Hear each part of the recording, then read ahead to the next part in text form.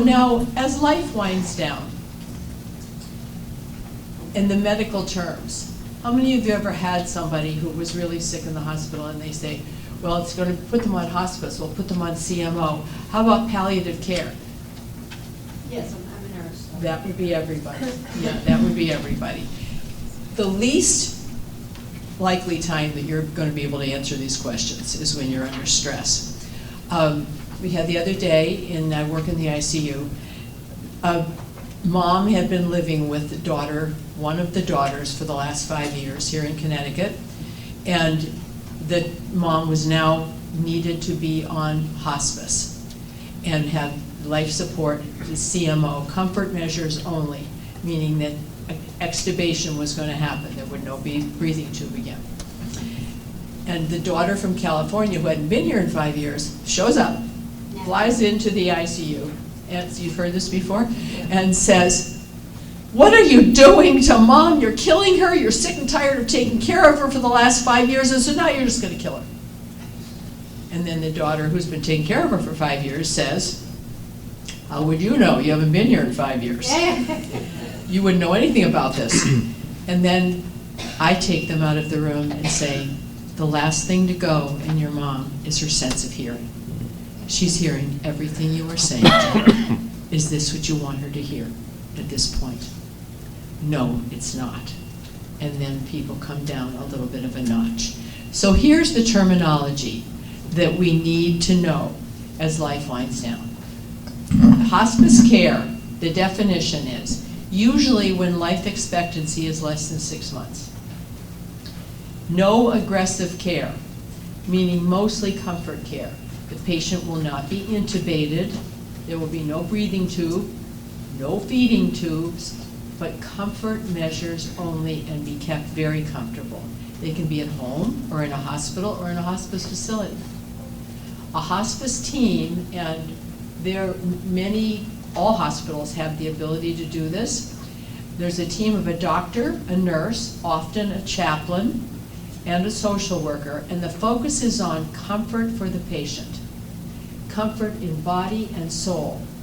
Hospice is covered by Medicare and most health insurance. And should a patient have a miraculous recovery, hospice isn't a death sentence. It can be discontinued at any time. So this is when you are presented with, it's time to think about hospice. That's the definition of hospice. A new thing on the horizon, which has maybe been in the last 10 years or so, is palliative care, which has become very, very important. And all hospitals, I know Stamford and Greenwich and Norwalk, have palliative care teams. And the folder that I gave you, and the one we have from Norwalk, is the same as everywhere else. Palliative care is a team of a doctor, a nurse, a social worker, a pharmacist, a dietitian, and a chaplain. It's a whole team. And we meet every day in the hospital to talk about our palliative care patients who are in the hospital, but then they're followed at home too. Now, this doesn't mean you're going to die in 6 months. This means that you have a condition that is ultimately not going to be curable and probably not treatable for the long period of time. But we treat this as a whole patient, in their body, their soul, with the chaplain. It's a change in lifestyle, and it can be changed as we move along, as it moves along. If somebody has to go from palliative care to hospice care, because in palliative care, you can have a feeding tube, you can have all kinds of other treatments that are not in hospice care. Now, patients can choose to be on palliative care outside of the hospital or inside the hospital, and it can be withdrawn, or they can be changed at any time. The other terminology, the medical one, is withdrawal of care. That's the decision to remove a patient from artificial life support, usually meaning breathing tubes or medication. And you're going to have a lot of questions about that. And that's going to be, will the Catholic Church allow this? We'll get to that. Okay, but this is where people often question their religious beliefs. Should care be withdrawn? Now, care meaning artificial means of providing respiration or feeding, not normal needs. What about a breathing tube or a feeding tube? What are the ethics of this? And what about organ donation? The funeral norms, burial. These are all kinds of things that we talk about that we need to be able to discuss. And when how many of you ever had a patient, a family member in the ICU? That's a lot of us. Did you get hit up with all kinds of terms that you didn't know what people were talking about? Sometimes you do. So the basic terms are DNRs, do not resuscitate. CMO is comfort measures only. That means providing some peace, medication with peace to have a patient be able to be peaceful. This is not withdrawal of care. This is not putting them to death. We don't do that. It's against the law. In addition, it's against all kinds of laws. What about, you might be asked about organ donation. Organ donation is, we talked about having that on your driver's license. That's a good thing. And I'll put on my EMT hat and tell you that if a person has decided they now are going to be an organ donor and withdrawal of care, and we have a DNR, a do not resuscitate. If I'm an EMT and I come into your house, and this happens all the time on the ambulance, if I don't see the bracelet, your mom's in cardiac arrest, if I don't see the bracelet, or if I don't have the paperwork, and we tell people, put it on the refrigerator, because that's where we're gonna look. If we don't see that, we must attempt resuscitation. That's the law. So be aware, it's a good thing to have it on your driver's license. That's if you have your driver's license with you. So know those things, and know that for your family, because that could happen to you. Organ donation, that can be on your driver's license in Connecticut as well, and that's a really good thing. Around here, the organ donation team is from Boston, and they come down if someone is likely to be an organ donor, and the doctor will talk about that to a family. And that's often if it's somebody young and has been in a car accident, that they're not going to survive, but they're young enough to have organs that could be really help someone. If that's on your driver's license and it's easy to get it on it, then there really isn't much of a question about it. And the organ donation team comes down from Boston. They're lovely, they're peaceful, they're quiet, and they really help people. And it takes a bit of time because you have to go through all kinds of tests to be sure that somebody is able to be an organ donor and that they indeed are dead.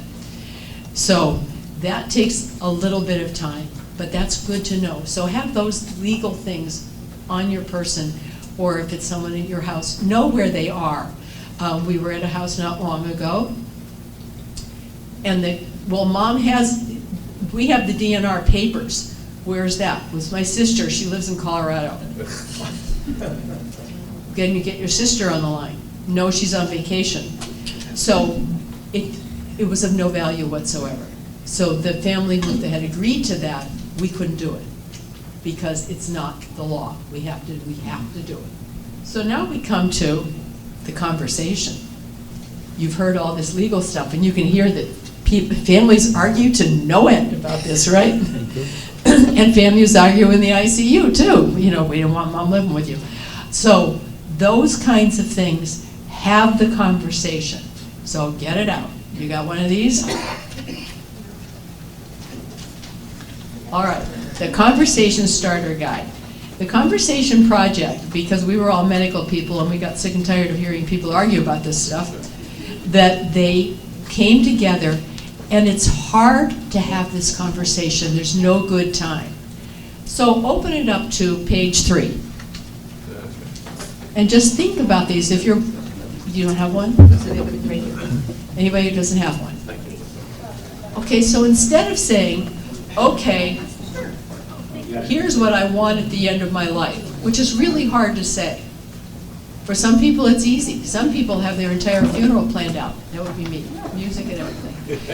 But Most people don't, and it's hard to do it. So sit with your family at a comfortable time when everybody's together and tell them ahead of time these things are going to be there.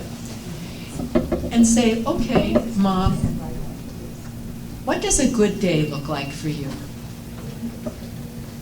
That's not a very threatening question. And she can say, well, a good day to me would be sitting in the garden and looking at my roses and having a cup of tea. All right, we're already on a page together now on this. I didn't know that, Mom. I didn't know, and I'd like it to be Lipton tea. Okay, I didn't know that either. So now we're already comfortable, right? The next time, who supports you during difficult times when things get rough? Who supports you generally? Well, maybe your family. Maybe it's my neighbor. Maybe it's my dog. And those, again, this is not a legally binding question, but these are questions that open up a conversation. I know you love the dog. Yeah, the dog sleeps with me every night. Okay, we're over here? Yeah. And then the next comes to, try finishing this sentence. Do it in your head. What matters to me through the end of my life is. Take a second here and think about that. What matters most? That I be with my family? That I don't bother my family? That I be independent? That I be someplace where I can be comfortable and waited on? Or I'd rather be alone. Now that can be stressful to hear that from somebody. I'd rather be alone. I don't want to bother anybody. Well, you say, well, you wouldn't be a big bother. Well, we're not saying that. We're asking you what you think. And if you think, okay, I don't want to bother anybody. So get to page 4. You got to plan your talk. Now you've opened the door, right? Just imagine in your head your family doing this. As a patient, you see it goes from a scale, like in everything in life, there's a scale from 1 to 5. As a patient, I'd like to know. Now think about this. If you have a diagnosis and you don't know what it is, but you think maybe it's terminal cancer, but you don't want to know, or do you want to know? Think about that. How much do you want to know, or how much do you want to leave to your family? As a patient, I'd like to know. Number 1 would be only the basics about my condition and treatment. 5, all the details about my condition and treatment. Or in between, I don't know, depends on the deal, depends on how sick I am. All right, now you've opened up a conversation a little bit further, and people will say, you know, you felt that way. Yeah, we would honor that. Even though we wouldn't want to do that, we don't want to tell you everything, but if you don't want to know everything, okay. When there's a medical decision to be made, I would like my healthcare team to do what they think is best. I'm not going to ask any questions. Or I want to have a say in every healthcare decision there is, whether I take an aspirin or not. There's no judgment here. Either one of these and the whole scale from 1 to 5. What are your concerns about medical treatment? This is a big one. I worry I won't get enough care. People do worry about that, and the older we get, we worry about that too. What if, and you keep hearing everything on TV, and you read all this stuff, and you hear all this legal stuff, and you think, what if I won't get enough care? What if there's no one to take care of me? What if the court has to appoint somebody? Or I worry I'll get too much care and they'll keep me alive for 5 years.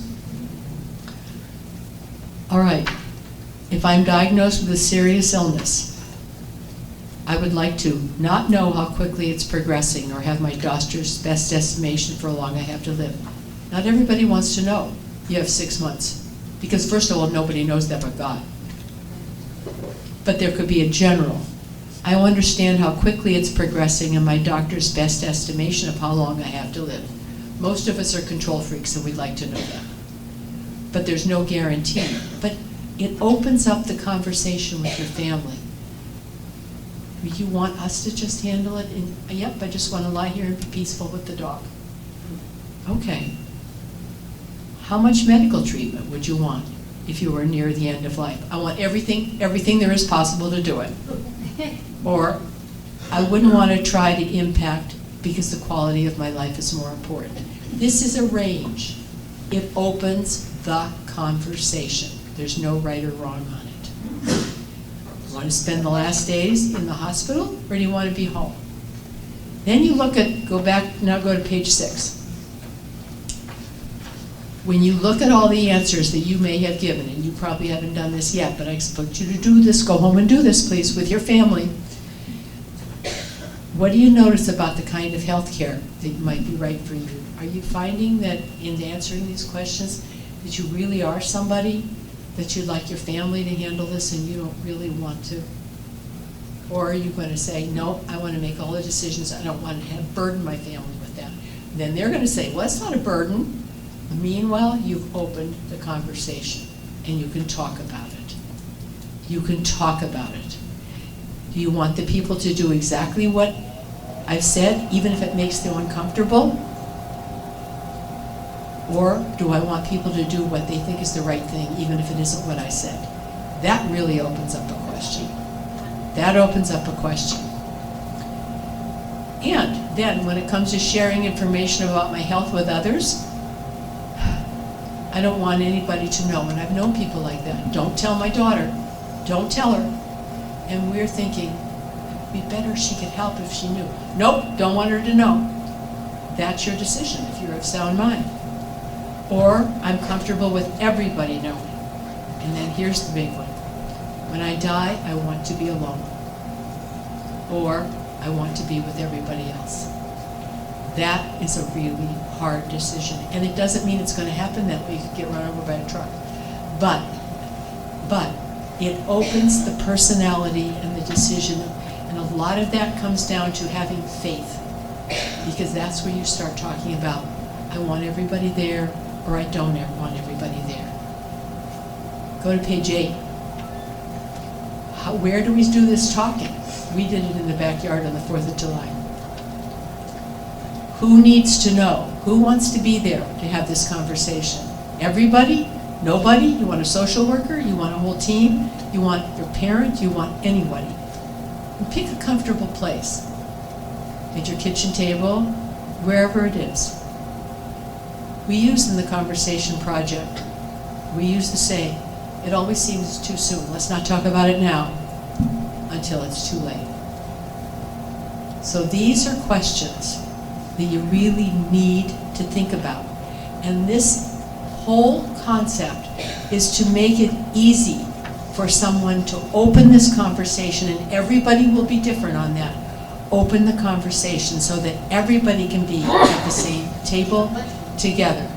Do you have any questions on any of this? Can you kind of put it in your head and imagine it? Doing this with your family? Yeah. Maybe your family is your best friend. And maybe you want to have the dog in the room too. I would. It makes it easier. So, and that's how you can find out, how do you talk to your doctor? Do you want your doctor there? Maybe so. See if your family can arrange that. Do you want your lawyer there? I would. Your family there. So you will know. Now I'm expecting all of you to go do this. So you will know.